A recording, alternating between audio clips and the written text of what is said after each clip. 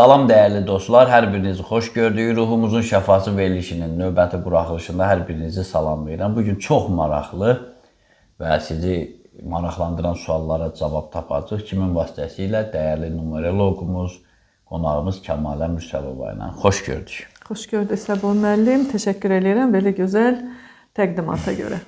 Layiqsiz, ona görə də dedik. Deməli, Kəmalə xanım, qabaq bir çox elmlər iç-içə idi. Tibb elmləri, astrologiya, riyaziyyat. Zaman keçdi, tibb xalq təbabətindən ayrıldı. Elm tam izah edə bilmədiyinə görə xalq təbabətini onu psevdo elm, yəni yalançı elm adlandırdı. Astronomiya, astrologiyanı özündən ayırdı ki, biz sırf konkret ölçülərə uyğun olan, isbat olunan tutaq ki, planetlərin kütləsini, hərəkət trayektoriyasını, tərkibini, məsafəsini öyrənirik. Astrologiya absurd şeydir. Nə bilim, o ruhsal şeyləri izah edə bilmir də. Elm bəlkə də gəlib o həddə hələ çatmayıb. Sonra riyaziyyatı da ayırdılar numerologiyadan. Hamısına da bir depo yaratdılar, psevdo elm. Yəni tam elm deyil. Gah dedilər, yarı elmdir. Bir elmdirsə ya tam elm olur, ya da olmur da. Psevdo elm, yalançı elmdir. Bir neçə argument üst-üstə düşür, amma qalanları üst-üstə düşmür. Və zaman keçdikcə görürük ki, əsl o riyaziyyatçılar, hətta riyaziyyat kafedrasında tətbiqi riyaziyyatdan universitetdə dərs deyən müəllimlər var. Deyir ki, numerologiya, biz oxuduqca görürük ki, rəqəmlər nə qədər insana təsiri falan var. Hələ partiya məktəbində Sovet dövründə oxuyanlar deyir ki, bizə astrologiyanı keçirdilər. Görür nə qədər dərin elmdir, amma bu gizli idi. Bəlkə də bu gizli elm desələr daha yaxşıdır. Yəni hər adama uyğun deyil, hər adama demək olmaz, yaxud da ruhsal. Və indi ona görə siz bu numerologiyanı psevdo elm kimi qəbul edirsiniz, yoxsa bu doğrudan da insanlara hər halda o işin içində təsiri, bax istəyərdim, ümumiyyətlə bu belə qarma-qarışıq suallara biraz aydınlıq gətiririz. Mən çünki astrologiyaya kifayət qədər onun elmi tərəflərindən danışmışam. Amma istəyərəm, bax, numerologiya yalançı elmdirmi, yoxsa doğru? Yalançı elm olsaydı, yəni bunu əlbəttə ki, öyrənən var, bu işin içinə girən var, onu təqdim edən var, onlardan biri də mənəm. Astrologiyanı da siz. Mən həmişə heç vaxt ayırmıram. Həmişə deyirəm, astrologiya və numerologiya bunlar qədim elmlərdir və öz aramızdır. Astrologiya çox çətin, çox yəni izlədikcə daha da dərinə gedə bilən bir elmdir. Numerologiya da ondan dala qalmır. Hətta mən deyərdim ki, bu indiki bugünkü günümüzə uyğun olaraq, çünki bu vaxt qısalıb, vaxt daralıb, daha praktik bir şəkildə numerologiya insanın o problemlərini, onun hər bir şeyini, yəni bilinçaltını, belə deyək də, biz həmişə nə etmişik? Psixoloqa nəyə görə gedirlər? Biraz şuuraltı terapistə gedirlər ki, travmaları yox eləmək üçün, onları azaltmaq üçün yəni. Amma numerologiya nə edir? Anında çox qısa bir müddət şəklində, yəni 5 dəqiqəyə, 10 dəqiqəyə sizin bilinçaltınızı oxuyaraq numerologiya vasitəsilə oxunur və ortalığa qoyulur. Və bu qədər mən analiz eləmişəm, elə bir nəfər deməyib ki, yox, bu belə deyil, belədir Kəmalə xanım, yəni buradan. İnsan əlbəttə ki, öz araşdırmalarına əsaslanır, hər bir insan. Mən də yəni o belə deyərlər də maraqlı bir adam kimi, mən çox vaxt deyirəm, bu maraq bizi öldürəcək. Yəni o mənim rəqəmim numerologiyadan budur. Yəni o maraq, bunun altında nə var, bunun altında nə var, daha bunun altında nə var deyə öyrənə. Yəni mən artıq görəndə ki, bəli, bu elə bir elmdir ki, mən elm deyirəm buna, amma sonra onu düzəliş verirəm ki, qədim elm, qədim bilgi deyə. Bəli, elm indi biz özünüz bilirsiniz ki, elm hər şeyi biz elm, yəni o fakt deyilən bir şey var. Burada da əlbəttə ki, faktlar var. Minlərlə, milyonlarla insanların həyatını dəyişən bir bilgidir. Yəni qədim bilgilər kimi ümumiyyətlə ortalıqda. Bax, qədim bilgilər də orada, bax, numerologiyadır, astrologiyadır, sonra rəml elmi var, ledün elmi var. Əlbəttə ki, ledün hər kəsə verilmir. O, özünüz bilirsiniz ki, o elə bir elmdir ki, onun məsəl üçün Mühyiddin İbn Arabi kimi, onların o vəhlər deyək də beləçinə. Ümumiyyətlə, yuxular vasitəsilə, onu da deyim ki, rüyalar, yəni yuxular, o dünya ilə bu dünya arasında yeganə bir vasitədir. Yeganə. Bunu özünü öldürüb çox bir şeyləri danışan olsa da, neynəsə də, bunu bütün artıq yəni bilənlər bilir, uzmanlar bilir ki, yuxu aləmi elə bir şeydir ki, o tərəflə bu tərəfin arasında əlaqə ancaq budur. Başqa bir əlaqə yoxdur. Numerologiya isə bu Allahın, mən həmişə deyərdim, bu qədim bir elmdir, astrologiyadır və Allahın bir lütfüdür. Bax, deməli, elmdən qabaq bilgilər olub. Elm sadəcə isbat edə biləcəyi qədər gir o bilginin içinə bir bənd buradan təsdiqləyir. Bax, artıq 20-ci əsrin ortalarında dünyada tibb astrologiya öz təsdiqini tapdı. Artıq heç kim demir ki, tibb astrologiya yoxdur. İnkişaf eləmiş ən Amerikada, Avropada, universitetlərdə, tibb universitetlərində tibb astrologiya keçirilir. Çünki hər bir orqanında həssas müalicəyə açıq günləri olur, vaxtları olur. Elə şey var, həmişə deyim, skalpel bədənə dəyməməlidir, sistem qoşulmamalıdır. Elə zamanlar olur ki, ciyərlər böyüyür də 2 gün, 3 gün. Həmin vaxt getir renginə düşdəcək, sən ciyərin nə gündədir. Ürək döyüntümüz biz insanıq. Bəzi məqamlarda görürük ki, səbəbli ya səbəbsiz yeri döyüntü artır. Sən həmin vaxt həkimə gəlsən, deyirsən ürəyində problem var. Bu nə döyüntünün artmasıdır, necə ki, bəzi təzyiq. Bu, o ispat eləyər. Axı, elm də hələ gəlib o həddə çatmayıb. Bəzən göylərə can atanlara deyirəm ki, biz hələ yeri tam tədqiq eləyə bilməmişik, okeanların dibini anlaya bilməmişik elmi cəhətdən. Biz də durub Aya, Marsa, nə bilim, ora can atırıq. Məncə yeri öyrənsək, yəni yer də özümüz qalxarıq. Bax, sözünüzü də kəsirəm, mümkün deyil ki, onun sonuna çataq. O necə deyil ki, yəni var olmaq, yox olmaq, bunlar əgər ikisi bir yerdədirsə, o Həzrət Əlinin dediyi kimi, yəni elmin sonu cahillikdir. Doğrudan da cahilliyə çıxırsan, deyirsən, ay Allah, mən bunu bilmirəmmiş, yəni bu imiş.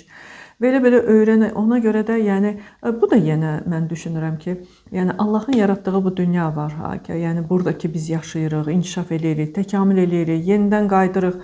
Bütün bunlar elə bir qurulub qoyulub ki, aləmlər hətta, yəni tək bizim aləmdən getmir söhbət. Bunlar o qədər bir-birini tamamlayır ki və bu insan evladının təkamülü üçün o qədər şərait var ki, yəni oxu, öyrən, yəni necə deyərəm, numerologiya elə bil ki, bir dəryadır. Sən ora bir baş vurursan, yəni itib batarsan, dərya və sən. Yəni ona görə də öyrəndikcə öyrənirsən. Yəni mən şəxsən mənə öyrəndikcə, bir şeyləri bildikcə, yəni ondan yəni necə deyim, həm qürur duyuram, həm Allaha şükür eləyirəm ki, Allahın belə bir gözəl bir qədim elmidir ki, yəni biz buna vaqe olmuşuq. Yəni bu da hamısı Pifaqorun sistemidir. Ümumiyyətlə numerologiyaların özünüz bilirsiniz ki, bir neçə bəndləri var. Yəni buna Rus ekolu deyirlər, Türk ekolu deyirlər. Yəni bizdə düzdür, bizdə hələ SSRİ-nin vaxtından var idi. Yəni bu numerologiya ilə maraqlananlar var idi, amma indiki səviyyədə deyildi. Yox, təbii ki, inkişaf elədik. Bəli, orada bu o qədər də məsəl üçün biz onu oxuyanda, maraqlananda o qədər də məntiqli gəlməyən bir şeylər var idi. Çünki sübut, məsəl üçün oradan bir çox şeyləri üst-üstə qoyub sübut eləyən yox idi. İnsanların da çoxsuna, 90%-nə, yəni sübut lazımdır. Bunu sübut eləmək lazımdır. Və bugünkü gündə bizdə, məsələn, Azərbaycanda Rus ekolu ilə, məsələn, numerologiyanı açıqlayanlar var. Türk ekolu ilə, məsəl üçün, onun da, məsələn, karmik numerologiya, ruhsal numerologiya mən dediyim, sonra bu Rusların Rus ekolunda tam tale matritsası deyirlər. Ondan da sual verir. Matriks haqqında, rəqəmlər matriksindən söz dedi. Matritsası deyil, yəni matritsa odur ki, yəni bax, matritsa elə bilin ki, o matritsa nəyə deyilir? Nə bunun altında nəzərə alınır? O deyir, matritsanı aç. Onu, yəni çıx o matritsadan. Hər kəsin özünü, bu ipək qurdu ki, özünə o kokon hörür, nə deyirlər ona, adı nədir? Saplarda ipəkdə, baramadan. Ay sağ ol, barama, o baramanı hörür ki, o şeydir. Biz də bax elə bir baramanın içərisindəyik, elə bil ki, bir insanda. Bizim də öz kodlarımız var ki, o kodlardan istifadə edərək onu söküb çölə çıxıb özümüzü ən gözəl şəkildə təzahür elətdirməliyik. və o matritsa buna deyirlər. Və matritsanın da bütün bu numerologiyanın əsası Pifaqor sistemidir. Ancaq məsələn ondan ruslar bir cürə istifadə edirlər, türklər bir başqa cürə, hətta Türkiyənin özündə bir neçə qolu var. Bir neçə yəni yönü var.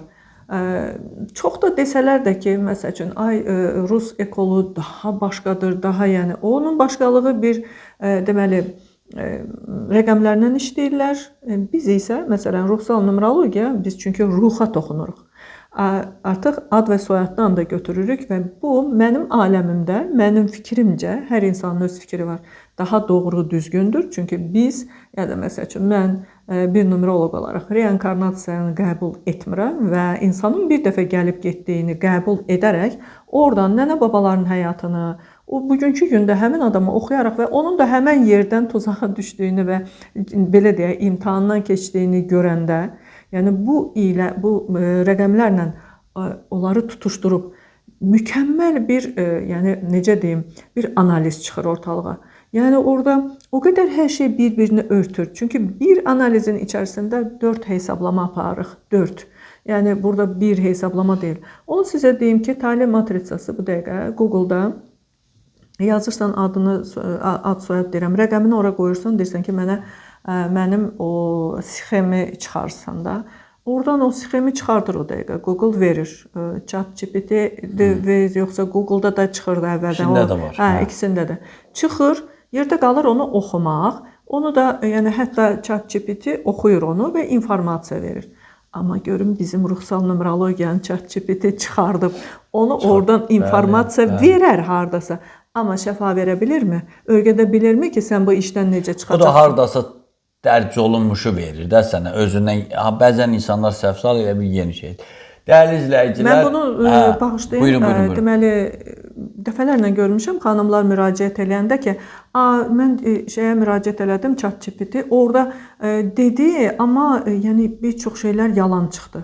Deyirəm ki, bu sənə sadəcə informasiya verir. Yəni onu bir heç olmasa bilginən ki, bəli, bu %100 ola bilməz axı.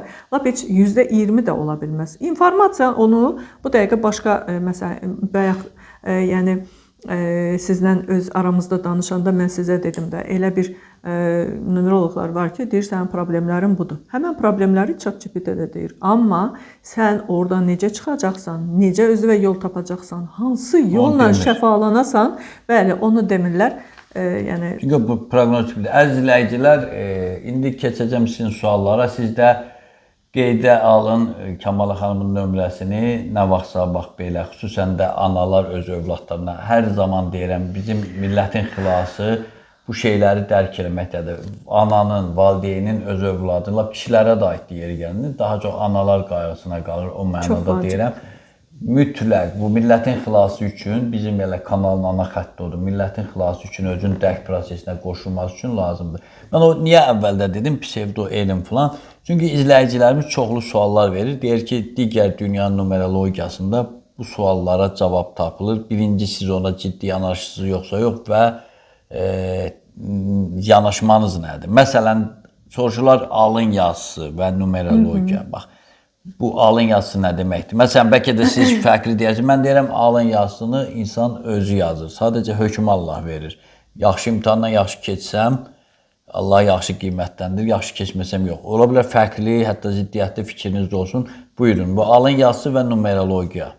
Alın yazısı və numerologiya, ümumiyyətlə, bəli, numerologiya, mən indi ki sizə aydınlaşdıracağım o alın yazısı, o numerologiyada mənə onu heç kim öyrətməyib, mən onu başqa bir qədim elmlərdən öyrənmişəm. Çünki bu alın yazısı, ruhun gəlişi, gedişi, sistemlə əlaqəsi, ondan sonra başqa aləmlər, misal aləmi, məsəl üçün, o misal aləmi haqqında indi danışacağım biraz. Məna aləmidir də, öz bilirsiniz ki, misal aləmi, məna aləmi. Onlar, yəni numerologiyada gedib, əgər sən eğitim alırsan, dərs alırsansa, sənə 3 ay numerologiyanın nəyi var, nəyi yox onu göstərir, onu öyrədir. Amma karma bilikləri, din bilikləri, ondan sonra bilincaltı bilikləri, başqa elmlərlə, qədim elmlərlə bu numerologiyanın əlaqəsi, onu gərək bir normal, yəni savadlı numeroloq olmaq istəyən öyrənsin. Alın yazısı ümumiyyətlə, bəli, orada biz artıq bir sözləri deyəndə bugünkü gündən, tez soruşurlar ki, insanların çoxusu maraqlıdır ki, gələcəkdə nə olacaq? Yəni elə bir öngörü istəyirlər. Düzdür, biz öngörü olaraq ancaq məsəl üçün illər, zirvə illəri ki, hansı illəri ona düşərlidir, zirvə illəri, bir də sınaq illəri harda ehtiyatlı olmalıdır. Onları öz aramızda da, yəni numerologiyada bu nöqtə atışı olur. Yəni dəqiq. Bunları deyə bilirik. Amma siz dediyiniz kimi ki, o deyirsiniz ki, alın yazını özümüz yazırıq və mən də buna seçim deyirəm. Seçim. Çünki hər bir insanın seçim haqqı var. Əvvəllər lap gənc olanda mən düşünürdüm ki, əgər alın yazısı varsa, qismət varsa və bu yazılıb qoyulubsa, çünki belə deyirdilər. Dində də bunu üstü örtülü deyirlər, amma açmırlar da. Onda niyə işləyirik? Niyə Mən onda oxuyuruq? fikirləşirdim ki, onda axı çaba eləməyin, yəni hərəkət eləməyin, niyə bəs onda deyirlər, Allah deyib səndən hərəkət, məndən bərəkət və düşünürdüm bunun üstündə. Əlbəttə ki, düşünən insan araşdıracaq, baxacaq görək, harda nə var, harda nə yazıblar. Yəni o biliklərə vaxt var idi ki, biz çox acıydıq. Sonradan yavaş-yavaş 90-cı illərdən sonra, yəni 2000-dən sonra lap bütün bu şeylər ortalığa çıxdı. Deməli, biz o alın yazısını, o qisməti, onları başa düşmək üçün bilməliyik ki, misal aləmi var. Ümumiyyətlə, aləmlər çoxdur. Düzdür, deyirlər ki, 18.000 aləm var, bunun adını beləcə. O, başqa bir, deməli, anlatımdır. Onu indi mən başlasam uzun çəkəcək. Ona görə onu 18.000 aləmi qoyaq bir qırağa. Ən böyük aləm, ən böyük məna aləmi, yəni misal aləmidir. O elə bir aləmdir ki, orada bütün dünyada baş verən hər bir şey, yəni məna olaraq yazılıb qoyulub. Necə? Məsəl üçün, bir tutaq ki, mənim bəxtim, taleyim, hər bir şeyim orada bir 100 variantda, 1000 variantda, bəlkə milyon variantda yazılıb qoyulub. Amma mən bugünkü gündə yuxarıdan gələndə bir ruh olaraq nəyləri, nə strategiya, bax, o biri verilişimizdə mən danışmışdım biraz strategiyadan. Nə strategiya olaraq seçib gəlmişəmsə, nədən istifadə edəcəm, o rəqəmlərimdən necə istifadə edəcəm və oradakı o misal aləmindəki ən gözəl variantı seçə biləcəmmi? Və yaxud orta variantı seçəcəm. Və yaxud mən o qədər tənbəl bir insan olacam ki, ən axırda qalan, ən sonda qalan, ən negativ bir variantı seçəcəm. Yəni, bunların hamısını insan seçə bilər. Və bugünkü gündə hər bir insanın çatdığı bir nöqtə var, çatdığı bir şey var. Və yaxud da 30-35 yaşına çatıb, düşüb qalxıb, yəni artıq qalıb belə ki, mən nə idim? O zaman numerologiya müraciət edir və orada mən artıq ona başa salıram ki, bax sənin alnıva yazılmayıb ki, sən elə bu cürə pul bataqlığı və pul qazana bilməmək bataqlığında boğulmalısan. Əksinə, sənə buradan sınaq veriblər ki, sənə buradan güc veririk, get bunları yerinə qoy. Numerologiya bizə göstərir ki, sənə hardan güclər var, sənə hardan bax, sənə güclü bir yönlərin var, onlardan istifadə elə. Sən də ondan tutub, əlbəttə ki, sən onu inkişaf da elətdirə bilərsən, onu belə yerində də saya bilərsən. Orta vəziyyətdə belə sadəcə elə düşdüyü bugünkü vəziyyətlə razılaşanlar da olur. Bax, buna deyirlər qismət, alın yazısı. Yəni, sizin dediyiniz kimi alın yazısını biz nə edirik? Özümüz yazırıq. Nə ilə yazırıq? Niyyətimizlə, əməlimizlə, hərəkətlərimizlə. Bütün bu, əlbəttə ki, biz bunu yazmağa bizim kökümüz soyumuz da kömək eləyir. Mən həmişə məsləhət görürəm ki, bax, nənəm, baban bundan keçə bilmədi, indi müəyyən bir tapşırıqdan. Sən keç, mütləq savabın onlara göndər. Deyir, niyə?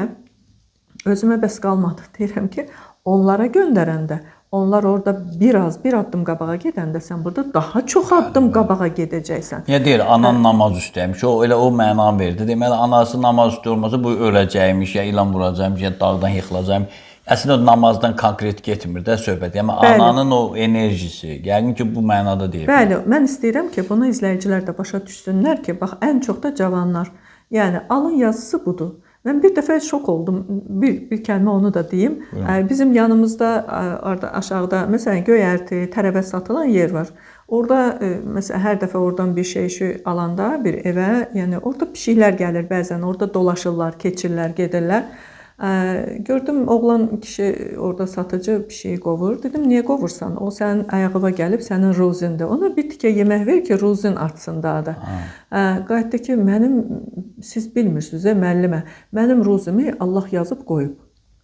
Hə, mənim ruzimi deyir, mən ona yemək də versəm, mənim Allah yazdığı ruzidir, verməsəm də. Dindən Deməli çox bu adamın o elə bilir ki, dinin içindədir. Cahildir. Hə, cahil. Elə mən birinci sözüm oldu. Dedim ki, filan kəs sən cahilsən. Dedi ki, niyə? Dedim ki, çünki yəni o düzdür. Din adamlarından eşidib o sözü. Eşidib onlardan, din adamlarından eşidib. Ancaq ona başa salan olmayıb ki, sən o ruzini sənə yazılan, bəli, yazılıb, qoyulub. Kəsilsən səndən də kəsiləcək. Bəli, sən bunu kəsə də bilərsən, artıra da bilərsən. Bəli. Sən ona verərsən, söz artar. Sən bunu neujeli sən, yəni o dərəcədəmi sən onu anlamırsan ki, bu belədir. Nəysə, çalışdım ona biraz bir-iki kəlmə, yəni başa saldım. Hər dəfə görəndə onu, görürəm ki, indi bu adam, yəni görürəm ki, bir şeyləri yedizdirir. Ondan sonra da görürsən ki, əməkdir. Bu da mənim əməyimdir. Elə bir ki, hədər getmədi. Onu başa saldım. Deməli, o ruzi yazılıb qoyulub. Bəli, ruzilər sənin üçün cürbəcür yazılıb qoyulub. Sənin əməlinə baxılır. Sən o əməlinə nə qədər və sən adam var ki, pişiyi gedir, yedizdirir ki, mənim işim, gücüm getsin və qabağa gedim, mən nəysə ona məqsəd. Sonra görür ki, yox, olmur, deyir ki, nahaqdan mən pişik yedizdirdim. Yəni belə insanlar da var. Yedirdiyinə peşman olmaq Sənin olmaz. Allah qəlbinə baxır, niyyətinə baxır ki, sən onu hansı niyyətlə verirsən, hansı niyyətlə yedizdirirsən. Bax o zaman bəli, Allah səni bəladan da qoruyar, Allah sənin işini də irəli aparar. Bax alın yazısı qismət budur. Yəni bunu biz özümüz öz həyatımıza çəkə bilirik. Necə deyirlər? Yenə deyirəm, öz hərəkətlərimiz, öz çabamız, öz əməllərimiz. Bu elə təkcə nənədən, babadan biz karma gətirməmişik ki, onların gördükləri işlərlə biz durub oturmuruq ki, bu dünyada öz əməllərimiz də var. Yəni kök, soy, sən bugün burada gözəl işlər gördükcə onlar da orada güclənir. Onlar da o zaman sənə nə olur? Sənin övladlarına daha da gözəl bir enerji gəlir. Orta əsrlərdə bizim coğrafiyada qədərilər təriqəti olub. Məsələn, bir pis adam mənə padşah gəlirsə, müdür gəlirsə, deyir bu Allahın qədəridir, bu belə olmalıymış ki, belə. Ondan sonra başqa təriqətlər yarandı, İslamın özü deyir, zalimin zülmünə qarşı danışmalısan. Məsələn, kimsə mənim pulumu, əgər mənim müdür mənim pulumu kəsirsə, mənə qədərindən çox işlədib, daha az pul verirsə, deməliyəm ki, Allah belə yazır. Amma bir də var, o mütləq qədər deyirlər. Məsələn, adam, bu da bilmirəm, o özümüzün karmamıza, özümüzün qazanmağımıza aid yoxdur. Hər şey qaydasında gedir, pis adam deyil, amma qəfildən evdə yanğın olur, dünyasını dəyişir, yol qəzası olur, ürəyində nəsə dayanmaq olur və s.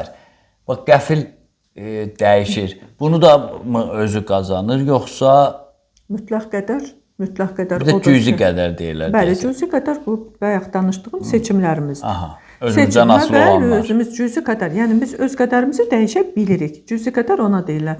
Yəni bu sənin evliliyin ola bilər, bu sənin seçimin ola bilər, sənin iş seçimindir. Ondan sonra hara gedəcəm, mən səyahət harda eləyəcəm? Bu əlbəttə ki, bu məndən başqa bir adam eləməyəcək ki. Mənim işimdir, gücümdür, mənim hərəkətlərimdir. Bunlar hamısı cüzi qədərlərdir. Amma iki dənə mütləq qədər var. Biri ölüm, biri də doğulmaq. Yəni çünki o uşağın bu dünyaya gəlmə tarixi hamısı yuxarıda bəlirlənir.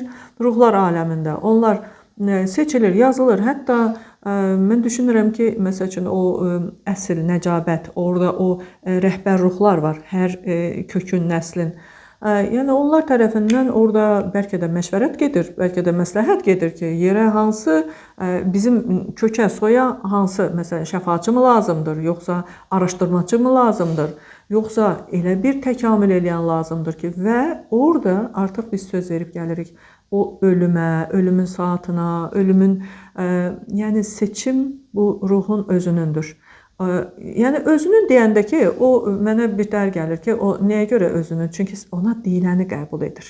O durub özü demir ki, mən filan yaşda yerdən ayrılacağam yəni. Bunun qarşısına qoyulur ki, o da bir seçim kimi orada. Sən bunlardan yəni necə gedəcəksən, necə gələcəksən. Və o da yenə ruhun strategiyasıdır. Ruh elə bir strategiya seçir ki, cavan yaşda geri qayıtsın. Onunla o nə qədər bir təkamül eləyir, nə boyda bir təkamül eləyir, onu bir Allah bilir. Onu biz bilə bilmərik. Ona görə də mütləq qədər, yəni bizim doğum günümüz və ölüm günümüzdür. Onu heç kim bilə bilməz. Çox adam deyir ki, mən dua elədim, mənim balam ölümdən qurtardı. Bəli, qəzadan qurtarmaq olar. Amma ölümdən sən dua ilə qutara bilməzsən balanı. Yox, aydındır, aydındır. Çünki belə o qədər elə hadisələr olur. Ən ağır döyüşlərdən keçən burnu da qanamır. Amma maşınla gedir, yolda bir balaca bir şey olur. Yəni onu insan bilə bilməz. Onu kimsə deyirsə, bəzən deyirəm də, mənə sual verirlər televiziyalarda falan da. Elə sual verirlər, deyir filan kəs deyir belə eləyirəm, deyirəm onu heç kim eləyə bilməz. Elə şeylər var, o Allahın bir sir küpəsindədir. Onu heç kim aça bilməz. Deyin sözünüzü. Var elə kaldunlar, ondan sonra o işlə işte hətta bir neçə il bundan qabaq Rusiyada nə bilim mən yağışı saxlayan, külək əsdirən, onları da nə bilim, yəni onları da heç axırı yaxşı olmur. Bəli, o elə belə bir şeylər deyil. Çünki bu nədir? Sistemə müdaxilə eləmək. Adicə biz alma-vermə dəngəsini pozaraq sistemə müdaxilə edəndə sistem bizi necə cəzalandırır? Müəyyən bir orqanımız sıradan çıxır, işimiz, gücümüz düz gəlmir, pulsuz qalırıq. Amma sən təsəvvür elə, sən Allahın sisteminin məsələn küləyi əsdirirsən və yaxud yağış yağdırırsan. Onu bilmək çətin deyil. İstənilən, mən neçə dəfə efirdə də demişəm. İstənilən falçı, cadügər, indi hər halda qonum qonşu doluda tanıyır. Görün onların birinin sifətindən nur varmı, bir gözəllik varmı? Əvvəli gözəl olan da getdikcə o negativ enerjiyə, o magiyaya o qədər qoşulur. Göz oyan bu yana baxır, boy balacalaşır, bel əyilir, qırışır. Amma o insanlara şəfa, nur verən insan sifətində bir nur olur, danışıqda təmkin olur. Belə anormal danışır, rabitəsiz danışanlar olur, sağa sola baxır, belə də indi mən burada göstərmək istəmirəm belə. Bu mistik suallara istəyirəm bugün elə daha çox ona gedeyim. Məsələn, bax, bəzi izləyicilər deyir ki, mən bacarım qədər cavab vermişəm. Amma deyirlər Kəmala xanım münasibətini bilmək istəyir. Bax, kimlərəsə ancaq yaxşılıq eləyir, amma bizə pislik eləyirlər. Bu pisliyi özümüz mü qazanırıq? Bax, mənim cavabım var, amma sizin... Çox maraqlı. Mən niyə pislik eləyirəm? Mən kimin toyuğuna daş atmışam ki. Amma bir də görsən cavab gəlir ki, kimin toyuğuna daş atmamısan ki. Özü bilmir. Bu bəzən elə olur ki, Səbuhi müəllim. Bəli, bu o qədər maraqlı bir sualdır ki, bunu bəli çox illər bundan öncə, bir 30 il bundan öncə Sergey Nikolayeviç Lazarev yenə deyirəm, bunu yazıb qoymuşdu, yazırdı, danışırdı bütün dünyanı. Amma insanlar yenə də qəbul edən qəbul edir, qəbul etməyən etmir. Yəni bütün öncə onu deyim ki, mən həmişə deyirəm bunu. Bizim, yəni dinimizin bizə təlqin etdiyi bir şey var. Ətrafında baş verən bütün hadisələri, bir də insanları olduğu kimi qəbul et. Yəni sən bunu edə bilirsənsə, qəbul edə bilirsənsə, zaten dəyişə bilmirsən onu. Sən kimi dəyişə bilərsən ki, sən kimsəni dəyişə bilməzsən. Amma yəni artıq neçə illərdir də yenə bu artıq o qədər danışılır ki, insanlar artıq bunu bilməlidirlər. Yəni elə bir artıq enerjiyə keçmişik ki, bu belə bir su içmək kimi asan bir şey olmalıdır insanlar üçün. Artıq bunu bilməlidirlər ki, biz bir-birimizin aynasıyıq. İnsanlar məsələn ən çox da bir yerdə yaşadığı ata, ana, bacı, qardaş, sevgili, ər, nə bilim uşaq, hətta uşaq evdə doğulan, yəni ailədə doğulan uşaq qız uşağı ananın yəni aynasıdır. Anaya onun edə bilmədiklərini göstərir. Və yaxud da ki, sən anam, bax busan, tutaq ki, ona elə bir aqressiv davranır ki, ona göstərir ki, bax, sən biraz yəni çox yumşaqsan, çox mərhəmətlisən, biraz sən də ötkəm ol. Yəni bax belə bir aynadan gedir söhbət. Və yaxud da ki, çox sevgi verən, çox mərhəmətli, belə otoriter, belə bir ananın qarşısına çıxır. Nə göstərir ona? Deyir ki, sənin mərhəmətin çatışmır ay ana, şəfqətin çatışmır, biraz sevgini çox elə.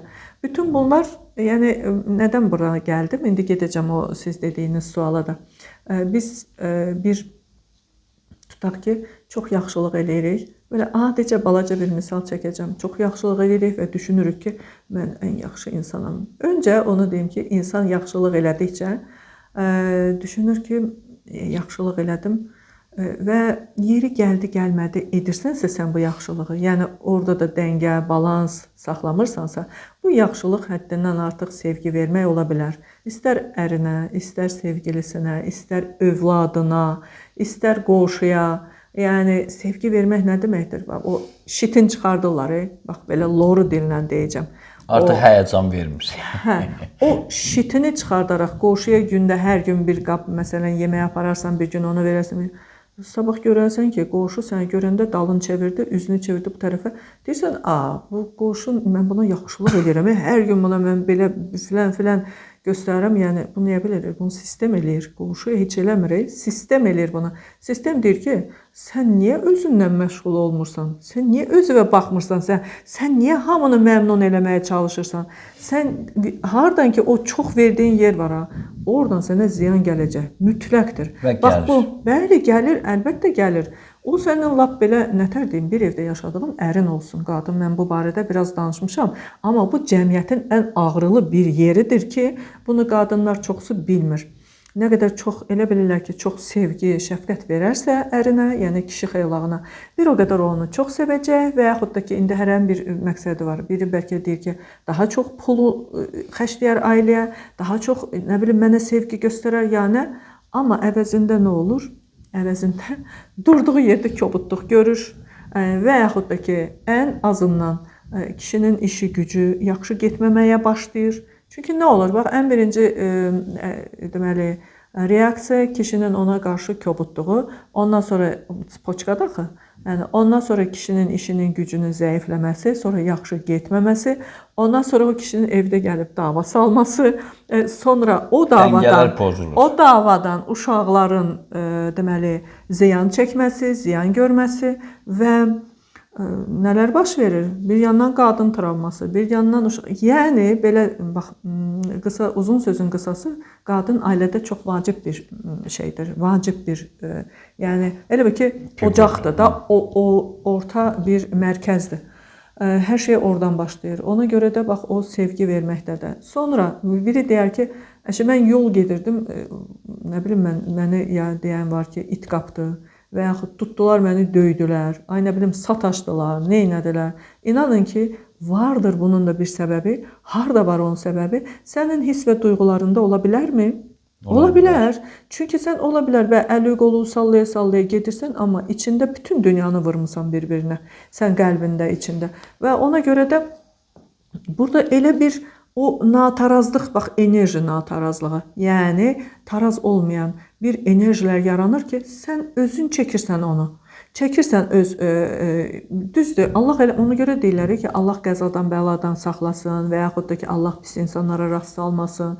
Yəni bu da bir duadır. Bu, bəli, eləməliyik. Eləməliyik. Bəlkə, məsəl üçün, mən beynimdən 1000 dənə şeylər keçirdə bilərəm. Allah eləməsin ki, mən də yol getdiyim yerdə pis bir insana rast gəlim ki, yəni onun da və yaxud da ki, avtobusda və yaxud da ki, ictimai bir yerlərdə. Buna görə mən həmişə deyirəm ki, qrupda da deyirəm, ümumiyyətlə danışanda da deyirəm ki, üzümüzü Allaha tutub, bilirsiniz nə deməliyik?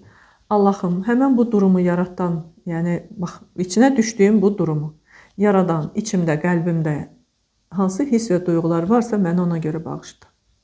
O qədər önəmli bir şeydir ki, inanın ki, deyin bunu, ondan sonra nöqtəni qoyun, pozitiv qoyun həmişə nöqtəni. Ondan sonra aralanın. Heç kimə də, nə ailə üzvə, nə övladınıza, o deyirlər, o yapışqan sevgi. Yapışqan sevgi ilə yapışmayın. Nə ərinizə, nə sevgilinizə, nə uşaqlarınıza, heç kimə. Düzdür, indi ana-bala sevgisi başqa bir şeydir. Amma orada da artırma olmaz. Bəli, olmaz. Çünki sən ən sevdiyin insanı, verdiyin o böyük sevgi ilə xəstələndirə bilərsən. Ən azından bunu bilsinlər. Bəli, tamamilə doğru. Bir də Kəmalə xanım, sizə analar çox müraciət edir bildiyim qədər və elə mən də həmişə tövsiyə edirəm ki, analar müraciət eləsin, uşaqlarının gələcəyi falan üçün. Bir neçə xanım, Ziyalı xanım məndən soruşdu ki, indi düzdür, çoxsunda 1, uzağı 2 uşaq vardı, amma bəzisində 3, 4. Deyir Kəmalə xanım, bizim uşaqların arasında ünsiyyəti yaxşılaşdırmaq üçün bu numeroloji təsnifatlar kömək edə bilərmi? Məsələn, deyir, baxsan, uşağın 3-ü bir cürədir, biri bir cürə, bəzi deyir, hərəsi bir cürə. Məsələn, deyir, o rəfiqəmin bir qızı var, artısa deyəsən, dekabrın əvvəli siz ona analiz düzəltmişsiniz, deyir, mən heyran qaldım, elə bil ki, uşağı bu böyüdü, Kəmalə xanım böyüdü, dəqiq elə bil uşağı bilir və ram elədi anası. Anası bildi ki, o kəşfiyyat edirsən, bir qalaya hücum eləməmişsən, o zəif tərəfini, açıq tərəflərini tapdığın kimi, deyir, anasından artıq deyir, başqa uşağın da kinli baxışı, çatma qaşı mülayimləşib, təbəssüm dolu olub. Deyir, mən çox inandım, amma bu sahə ilə də məşğul ola bilər. Məsələn, bunun 2 qızı, bir oğlu var. Oğlan ortancıldır deyəsən. Hə. Nəsə dedi, mən istəyirəm, bax o uşaqlar hərəsi bir cürədir, hərəsi bir baxışı var, bir olsun baxışlar müxtəlif yaşda, amma deyir biri ilə ortaq məxrəcini mən tapmaq istəyirəm. Bircə dənə deyir onu istəyirəm ki, yəni bu mümkündürmü, necə olur? Biraz diqqətlərlə az çəkmək üçün istəyirəm izah verəsiniz. Mümkündür. Niyə də mümkün olmasın? Numerologiyada ümumiyyətlə mümkün olmayan bir şey yoxdur. Sinerji analizindən tutmuş, insan münasibətlərinə, hətta bacı-qardaşın münasibəti belə analiz olunur bizdə. Yəni təsir olunur onlara. Əlbəttə ki. Çünki sən orada deyirsən ki, bax bu belə olsun, bu belə olsun və yaxud da ki, ən azından anaya onu başa salırsan ki, və yaxud da ki, qadın-kişi münasibətində orada başa salırsan ki, bu nəyə görə belədir? İnanın ki, insan başa düşəndə öncə şok keçirdir.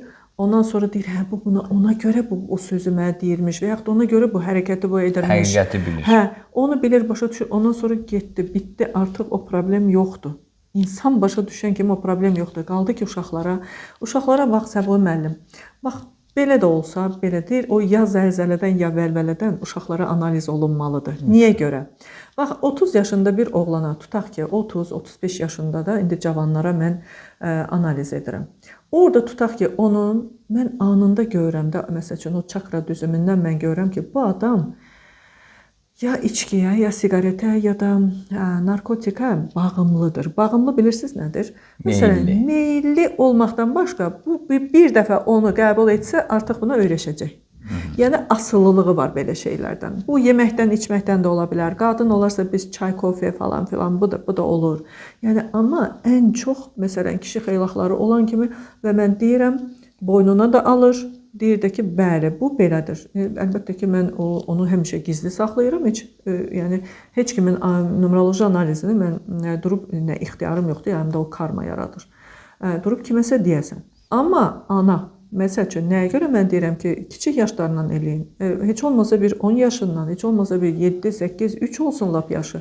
Çünki ona 3 yaşında etdiyimiz analiz 70 yaşında da həmən analizdir. O planetlərin dəyişməsindən astrologiyadakı kimi asılı deyil ki, bu səndən gələn rəqəmindir. Mən o rəqəminin sənə bütün pozitiv tərəflərini, hardan necə getməyini, bu uşaqla necə davranılmasını anaya başa salıram ki, bu uşağı hara ver, hansı sahəyə yönəlt və yaxud da ki, düzdür, axır vaxtlar çoxdur.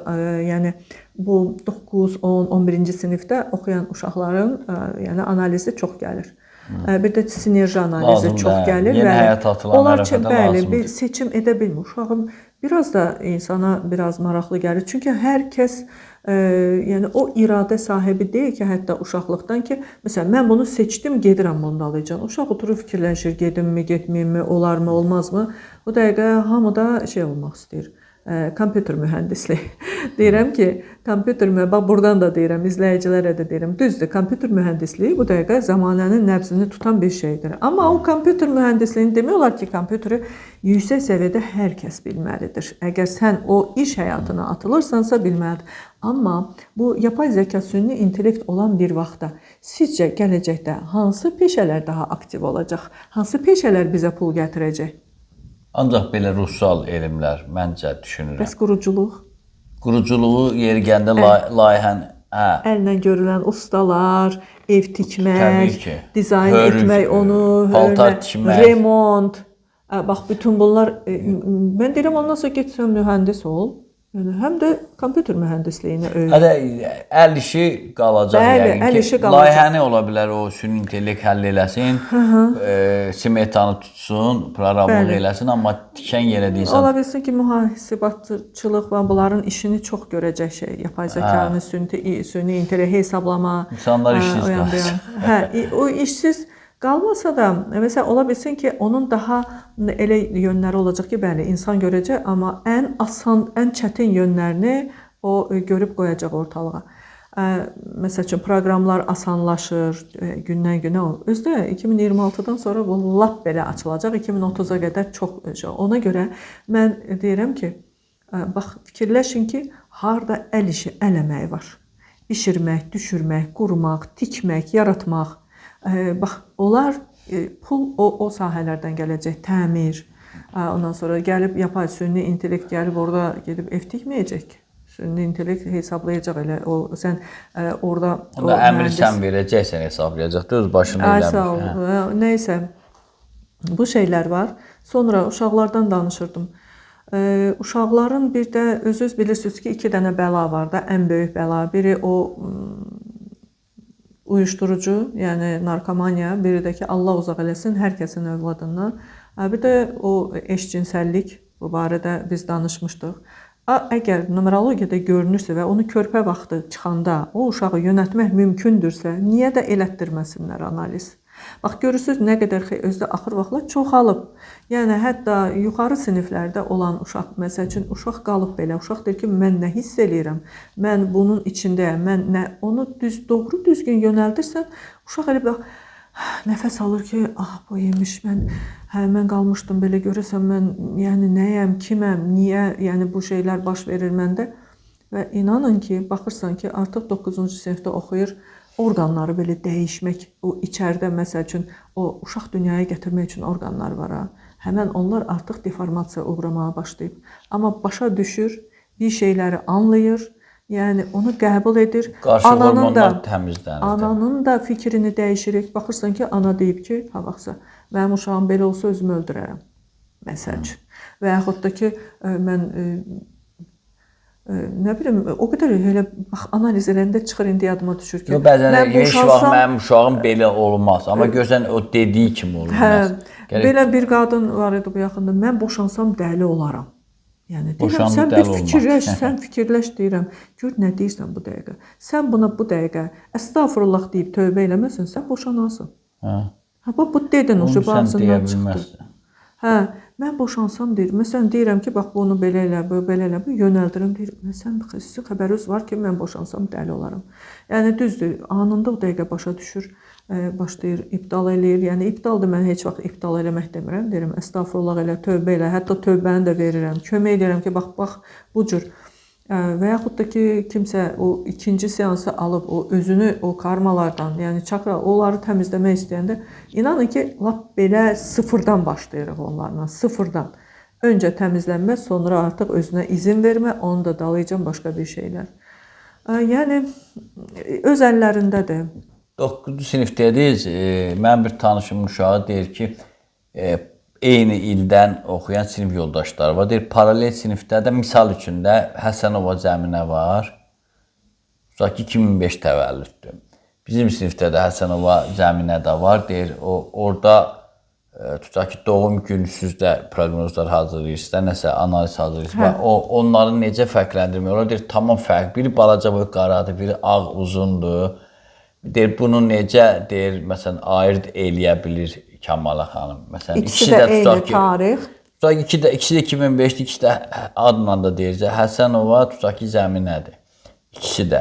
Ya onların tarixində fərq olur, ya da ki, onların doğum günündə təbii ki, doğum günü fərqlidir deyir. Doğum günündə fərq olur. O fərqdən tuturuq. Biz məsələn 2 nəfəri qoysalar, məni yoxlamaq üçün gətirib ki, ya bunun mütləq nəyindəsə fərq olacaq, ya doğum tarixində, ya ad soyad, ən çox ad soyadda olur. Doğum tarixi çoxdur.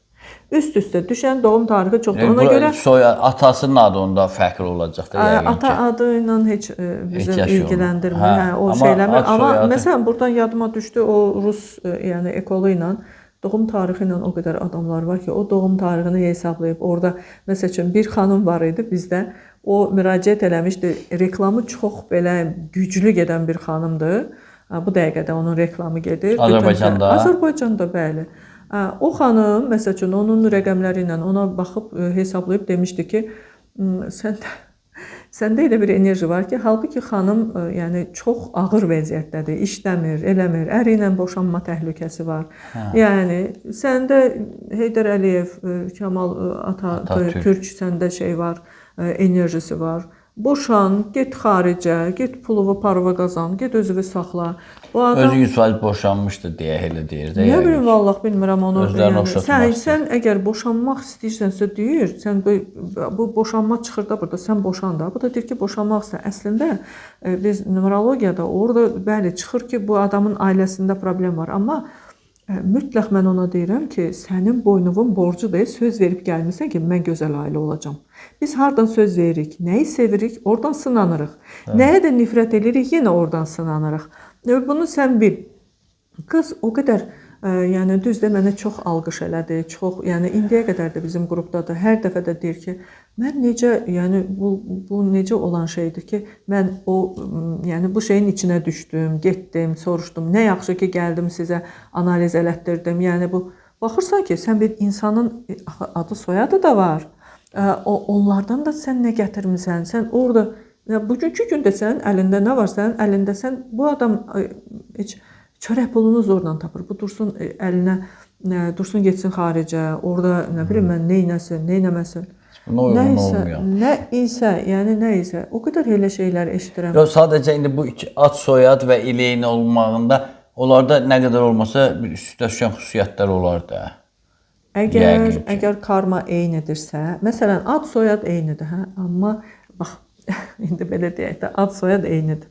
Çakraların düzümü, oradan gətirdiyi karmalar eyni ola bilər. Amma orada onun doğum tarixində mütləq bir dənə seçə var. Oradan karma başqadır. Çünki doğum tarixi ilə də karma var, o tərəfdən də var. Oradan karması, orada onun huzurxanəsi, güc xanəsi, oradan onun bilinçaltı ən vacib bilinçaltısı, sonra onun xarakteri, bütün bunlar dəyişik olur. Bircə dənə rəqəm düz gəlməsə, orada hər şey dəyişir. Hər şey, bütün proqram dəyişir. Və sən də onu artıq bilirsən ki, bəli, bu adam buradan gedir. Əsas məsələ bilinçaltıdır. Bilinçaltı sənin qarşında olanda. Həm də tutaq ki, o zəminənin biri bugün sizə müraciət edir, biri bir ildən sonra. Bunlar da əhəmiyyət dərəcədir. Bu bir ildə sizdən öyrəndiyini, o birisi bir ilə hələ bəlkə də artıq o gücü, o etap keçmiş olur, yaxud da hər halda da bu daha tez reysə düşür. Bu şeylər də var. Ruhun strategiyası odur. Məsəl üçün, elə ruh var ki, o deyir ki, mən 0-9 yaş arasında təkamül eləməyi seçirəm. Orada söz verir, ona gəlir. Baxırsan ki, bu uşaq 0-9 görünür orada rəqəmində. Ancaq xəstə yatıb, xəstə olub, balitalarda yatıb. Elə ödüyüb də yəqin. Ay, sağ ol. Bax, strategiyanı burada. Deməli, 0-9 yaşında bir də başqa bir dönəmdə seçir. Yəni, biz onu o dəqiqə görürük. Məsəl üçün, bu hansı dönəmləri seçib ki, mən təkamül edəcəm.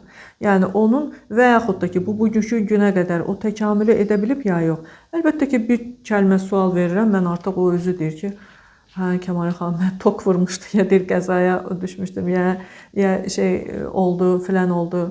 Yəni aydındır. Artıq 50-ci dəqiqəyə çatır. Bir izləyicilər çox sual verir. Mən yenə demək istəyirəm. Deyir, bax, məsələn, telefon nömrəsi, maşın nömrəsi, bunu dəyişmək. Məsələn, bir numeroloq, bir dostum var, yaxın dostumdur. Elə bu gün də görüşəcəyik inşallah. Deyir, gedir bir numeroloqun yanına, deyir ki, kartını dəyiş. Neçə ilin başqadır. Telefon nömrəni dəyiş. Bu da müəyyən qədər orta iş adamıdır da. Bəlkə də 2000-3000 nömrə var. Deyir, hamısını dəyiş, rəqəmin axırında mütləq 8 olsun, plan olsun, pasportunu dəyiş, get pul ver, doğum tarixini dəyiş, yəni orada yazılan, filan, nə bilim, soyadında filan şey elə, filan, zadə elə, səndə ovdur. Nə bilim, belə deyir, dedim bunu, deyir, onunla da deyir, görəcəksən, hər şey əla gedir. Bu da deyir, mən bu boyda sənət, sünət, mən şirkətdəyəm, nəyəm, necə eləyim. Bax, indi o telefon, maşın nömrəsini dəyişməklə nə etmək olar, nə qazanmaq olar, yaxud da dəyişməməklə uğura necə çatmaq olar, yoxsa ümumiyyətlə əhəmiyyət verilməsin. Bax, o zadə ilə ovu dəyişmək hardasa ağla batandır. Niyə görə? Çakrada məsələn Z hərfi artacaq, artıq biri var. Amma orada da o birisində də bir önəmli olan O hərfi var. Yəni ailə çakrasını dolduran bir hərfdir. Z da pul çakrasını dolduran hərfdir. Amma indi gəlin baxaq görək. O zadəni neçə yaşında eləyir bu adam? Tutaq ki, bir adam 50 yaşında gedir özünü zadə eləyir. 40 civarındadır demək olar ki. Mən baxıram, həmişə fikir verirəm. Əgər uşaqdırsa, cavandırsa, çox yəni cavandır, 17-18 yaş olsun, yəni bilirəm ki, bu gündən sonra bunun aktiv çağı var da. O aktiv çağında o şey, o zadəsidir, o ovdur, ona kömək eləyəcək. Amma yəni artıq sən bu yolla gedirsən. Sən orada başqa bir şey seçməlisən. Orada artıq mən sənin durum deyim ki, gəl sənin adını dəyişək, gəl sənin nə bilim mən nəyi dəyişək. Xeyr, insanın, bax bilirsiniz nədir? Nömrə. Bax maşın nömrəsi verirlər. Sonra telefon nömrəsi verirlər. Deyirlər ki, get bu. Cəmaət də gedir tapır alır. Yəni var o şeylərə düşənlər. Yaxşı, bu adama görəsən bundan başqa mənə çox maraqlıdır. Verdi ki, bu get bu telefon nömrə. Ondan başqa bir məsləhət Heç görürmü bir ona? şey demirdi. Bunu elə hər şeydə yaxşı olacaq. Düzələcək, Yaxşı da hə. pulunu alır. Ağla gəlməyən dərəcədə. Hə. Deyir iş adamıdır da. İndi deyir nə edeyim? Dedim heç nə. Mən razılıq vermirəm, amma dedim Kəmalə xanım müraciət. Bu sizin verilişdən, bizim verilişdən qabaq deyirdi. O gün bir daha söhbət oldu. Dedi məndə iş getmir. Dedim indi bizim verilişə baxarsınız və dedim zəhmət olmasa müraciət elə. Gör onsuz nə eləmək olar. Çünki deyir hələ də fikirləşir ki, mən bu boyda kartlarımı necə dəyişim, nə bilim neçilin kart. Yaxşı olmazmı ki, məsəl üçün sən o rəqəmləri elə onun özünə verəsən. Yaz ver o rəqəmləri yox, mən o bilmirəm indi hardan hesablayıb, amma hər bir insanın biz pin kod deyirik ona. Onun doğum rəqəmləri ilə hesablanmış 9 rəqəm var. Onu bütün numeroloqlar bilir. Ən belə uşaq da bilir. Yəni öyrədir. Yəni istəyən oturur YouTube-a da baxar, yəni oradan nəsə bir hardansa hər yerdən araşdırar, tapar. O 9 rəqəmi verirəm mən hər kəsə ki, bu sənin pin kodundur. Yəni sənin uğur rəqəmlərindir. Oradan da birinci 4 rəqəm onun pul kodu deyirlər. Hamının yəni cəmaatın ağzına düşüb. Yəni deyir hamısını 8 elə. Hə, ya hamısını 8 elə nə olacaq onda? Yəni bu ola bilməzmi ki, sən onu yaz ver ona başa sal ki, bu sənin rəqəmlərindir, bu sənin uğur rəqəmi. Ümumiyyətlə bir dənə ən vacib uğur rəqəmi var, o da yaşam yolu, qədər yolu deyirlər, missiya. Yəni mən onu sizə demişdim və bu barədə danışmışdıq, o düzdür, bizim uğur rəqəmimizdir, amma o bizim sıxıntı rəqəmimiz də ola bilər. Çünki bizim hər işimiz oradan gəlir, bu pozitivimiz də, negativimiz də. Yəni biz tutaq ki 8 rəqəmin bu demək deyil ki, sən başında tac belə həmişə pullar, paralar axacaq sənə. Sən elə bir borca düşə bilərsən ki, nə olsun 8-sən. Sən yəni biz o dəqiqə onun başqa bir şeyləri də var, onlara da baxırıq. Amma bir insana sən burdan məsləhət görməzsən ki, bax bu yolla get, bunu burada belə elə, bunu burdan bu işi gör. Yəni elə rəqəmlər var ki, onlar mütləq Allaha bağlanmalıdırlar. Mütləq. Yəni ayrı yolu yoxdur. Başqa nə istəsən xeyri yoxdur. Məsələn, elə uşaqlar var ki, onlara ailədə 0-9 yaş arasında onlar ailədə seçilirlər. Ya ailə onları elə bir ki, o kənarlaşdırır, ya çox fikir verirlər, sevirlər, ya da ki, heç fikir verilməz. Elə bir ailənin balaca uşağı olur, ya böyük uşağı olur. Əziyyət çəkir bu uşaqlar da. Yəni onu anaya mütləq deyilməlidir ki, bax bu uşağa belə fikir ver. Yəni buradan yəni bax. Yəni burada hərəkət mütləqdir. Orada mən 1000 dənə o rəqəmi verdim. Lap tutaq ki, mən bir uşağı analiz edirəm. Rəqəm verdim, dedim ki, gedin bu uşağı ancaq bu rəqəmlərlə böyüdün. Yəni nə əhəmiyyəti var onun? Axı biz insan yetişdiririk. Biz rəqəm yetişdirmirik. Biz burada bir nə bilim nəsə bir nə deyim, sistem qrup bir nəsə bir şey eləmirik. Biz insan birinci növbədə mən həmişə deyirəm, insan olmalıdır. Ondan sonra o özünü öyrənməlidir ki, mən nəyəm, kiməm, nəyə gəlmişəm. Yəni o insan olmaq bilirsiniz nəyə deyirəm? O mərhəmət, sevgi onun içərisində olmalıdır. Ailə birinci növbədə bunu verməlidir uşağa. Və bir şey də deməli çatdırmaq istəyirəm ki, ana uşaq ilə bağlı. Bax, evdə uşağın tərbiyəsinin, bax, çox vaxt gəlirlər, məsələn, uşağın artıq 10 yaşı var, deyir ki, analiz edirdi ki, uşaq sözümə baxmır. Uşaq məni heç saymır, ana deyir də. Baxıram ki, bax, ailədə artıq buraxılıb, bir neçə şey artıq izin verilib ki, bu uşaq bu vəziyyətə gəlsin, çıxsın. O izni kim verib? Ana ilə ata. Ana ilə atanın münasibəti birinci növbədə ailədə, mən demirəm, ideal hər bir ailədə olur. Elə bir münasibət olmalıdır ki, ata öz yoldaşına və anaya elə bir qayğı göstərməlidir ki, uşaq səhərsi gün, məsələn, uşaq istəyir 5 yaş olsun, 10 yaş olsun, o belə çönüb baxanda uşaqlar var ki, məsələn, mən analiz eləndə görürəm, atasının elə bir ki, dediklərini eləyir, atasının xoşuna gəlməyə çalışır, ananı saymır. Hə, buradan o dəqiqə sənin ağlına nə gedir? İnsanın beyninə. Deməli, ata ananı saymır. Uşaqların yanında onu, sözünü, o nənəmin sözü olmasın, cücərtmir. Yəni, ata ilə ana sözü bir yerə qoymalıdırlar. Yəni, o dəmir ikisi də birdən vurulmalıdır. O əzilməlidir. O iki ata ilə ananın sözü bir yerə düşərsə, uşaq səhərsi gün heç vaxt anasına kobudluq eləyə bilməz, ya atasına kobudluq eləyə bilməz, ya birinə baxıb o birisinə cavab verməz. O bilər ki, bəli, ata ilə ananın sözü bir yerdədir. Atam, yəni anasına kobudluq eləyərsə, ata o uşağın ağzının cavabını o dəqiqə verər və yaxud da ki, ona bilər ki, necə tərbiyə eləmək lazımdır. Atadan çəkinər və yaxud anadan çəkinər. Yəni bu artıq bu münasibətlər, yəni ata ilə anadan başlayır. Sonra keçir uşaqlara. Uşaqlar istər-istəməz elə olanda ata ilə ana çəkişəndə uşaqlar ikiyüzlü ola bilir. Uşaqlar yalançı ola bilir. Uşaqlar nəyinsə xatirinə, yəni artıq burada insanlığın biraz da diqqətdən kənarda qalır istər-istəməz. Çünki o ata-ana bir-birinə enerji raketləri atdıqca biraz kənara çəkilə bilir də, episentrdə olmayanda da. O da başlayır öz-özünə bəlkə də mənfi bir şey formalaşmaq olar. Mənfi hər cürə şeylər formalaşır. Hər cürə şeylər başqa formalaşır. yerdə adam axtarır, o da bilmir yaxşıdır, yoxsa pisdir. O yolunu azan uşaqların çoxsu ondan doğur. Ailədə uşaq başa düşməlidir ki, bu mənim anamdır, bu atamdır. İkisinə də hörmət qoyulmalıdır, ikisinə də qulaq asılmalıdır. Yoxsa bəli, hə, atam evdə məsələn işləyir, pul qazanır. Atam gedir, gəlir, anamın da cavabını qaytarır, anama kobud davranır. Deməli, mən də anaya kobud davrana bilərəm. Yəni, bax, belə bir tendensiyadan danışıram. O yüzden heç ata ola bilsin ki, heç dalaşmırlar da. Amma qadını, məsəl üçün ananı saymır da belə deyək ki. Ona görə də ananın sözü eşidilmir uşaq tərəfindən. Amma uşaq tutaq ki, qızdırsa, dərk eləməlidir ki, axı mən belə düşünürəmsə, sabah mənim həyat yoldaşım da, mənim atam 10 yaşında uşaq nə düşünəcək? Hə, mənim atam kimi olub mənə belə deyər. Bilirsiniz 10 yaşında, 12 yaşında, 13 yaşında, hətta 15 yaşında uşaq onu heç vaxt düşünmür. Heç ona oturub sən belə desən də ki, sən bugün bunu edirsən, sonra sənin övladın da sənə belə olar və yaxud da ki, bu belədir, elədir. Çünki uşaq heç vaxt deməklə tərbiyə olunmur. Uşaq gördüyü ilə tərbiyə olunur.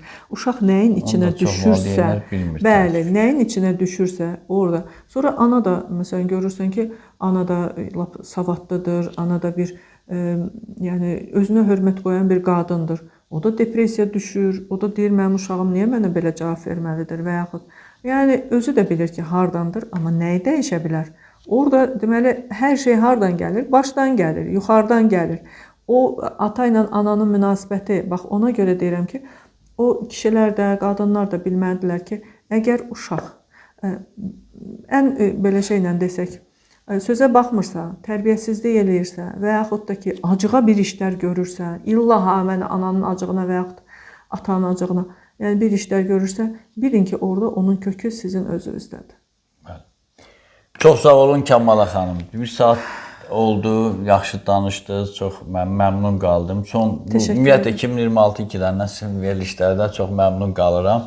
Özüm də həm öyrənirəm, həm baxıram, həm də bəzi şeyləri deyəndə, məsələn, mənim açığını etiraf edirəm ki, 2026-cı il siyasi proqnozların bir çoxunda sizin o numeroloji dilmədə yatmır. O qədər rəqəmşünas demişəm. Rəqəmşünaslıq rəqəm elminin o bəzi sizdən oğurladığım, belə deyək, söhbətinizdən oğurladığım sirlərindən istifadə edib biraz da dəqiqləşdirmişəm, dumanını təmizləmişəm. Yəni rolu böyük olub. Belə deyək də, siz onları bilirdiniz. Prosta sadəcə o insanın yadına düşüb işlətmir onu. Biz sizdən nə qədər öyrənmişik, o qədər görmüşük əvvəldən. Yəni siz indinin biləni deyilsiniz də. Yox, biraz da mənə, məsələn, bəlkə də bu rəqəm elmini biraz mənimsəməsəm, bəlkə də bu proqnoz bilmirəm, olar olmaz, qoyardım qırağa, amma ona da əsaslanıb biraz o 25 proqnozumun 4-də, 5-də ondan yararlanmışam. Dəyərli dostlar, gələn verilişimiz xüsusi buraxılış olacaq. Azərbaycanın numeroloji xəritəsi. Hardan gəlirik, hara gedirik, bu şeylər niyə baş verir? Qarabağı niyə məhz 2020-də, niyə 44 günə, niyə sentyabrda, payıza doğru elədik? Çox sensasiyon olacaq. Bu sifarişdir sanki. Bizə o qədər adamlar deyil. Amma biz ikimiz üzərində işləyirik, daha çox yük təbii ki, Kəmala xanım üzərinə düşəcək. Vaxtilə biz qəzetdə biraz toxunmuşuq biraz. Amma niyə? Bu Azərbaycan giləy-güzarımız da var. Niyə biz, məsələn, bu boyda sərvət var, insanlar biraz sıxıntı çəkir. Niyə qalib gəlir, amma biraz sıxıntımız var. Bax, bütün bunların numeroloji həllini sizlərə çatdıracaq. Deməli, ayın neçəsinə düşür? 21-inə. 21-in elə bir tərəfdən də 20 yanvar günü ertəsi gün olacaq. 20 yanvarda olsa o hamının yenində birliyi olacaq. Elə veriliş də həmin o energiya düşəcək. Xalqın o ümumxalq hüzün günüdür. Ümumxalq enerji bir yerdə olanda çox maraqlı olacaq. Mən istəyərdim ki, tək sıravi insanlar yox, siyasilərimiz də, ziyalılarımız da hamısı baxsın, görsünlər. Siz də sağollaşın, mən də sağollaşım, bitirək. İzləyicilərimizə onu bir dənə əlavə eləmək istəyirəm ki, yenə heyvanlar haqqında demək istəyirəm. Maşınlarını səhər-səhər, məsələn, havalar soyuqdur, pişiklər girirlər, motorun içində yatırlar. Biraz o səs salsınlar, ya ayaqlarını yerə döysünlər, ya maşını döysünlər ki, oradan pişiklər düşüb qaçsın.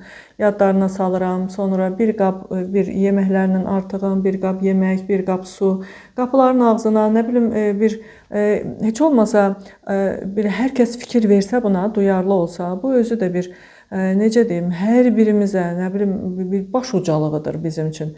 Şəxsən, yəni mən buna çox da deyirlər heyvansevər. Mən bunlara heyvansevər demirəm. Mən Allahsevər deyirəm bu insanlara. Yəni o heyvanlara baxan, çünki heyvansevər bu nə deməkdir? Heyvan sevməlisən də. Heyvanı Dünyada sevərlər. ağacı da sevməlisən. Heyvansevər. Yəni mən o heyvansevərdir, mən heyvansevər deyim. Özünü aldatma. O Allahı sevir. Ona görə də o heyvanı Allahı bəsləyir. xatir eləyir. Bəli. Ona görə hamımız Allahsevər olaq. Salamat qalın. Gözəl dediniz, gözəl dediniz, elə yaxşı nikbə sonraqda. Belə dəyərli dostlar, sağ olun, var olun. Abunə olmağı, bəyənməyi, paylaşmağı, rəy, sual, fikir, razılaşmadığınız məqamlar varsa onları yazmağı unutmayın və elə yaşayın ki, ruhunuz həmişə şəfalı olsun. Hələlik.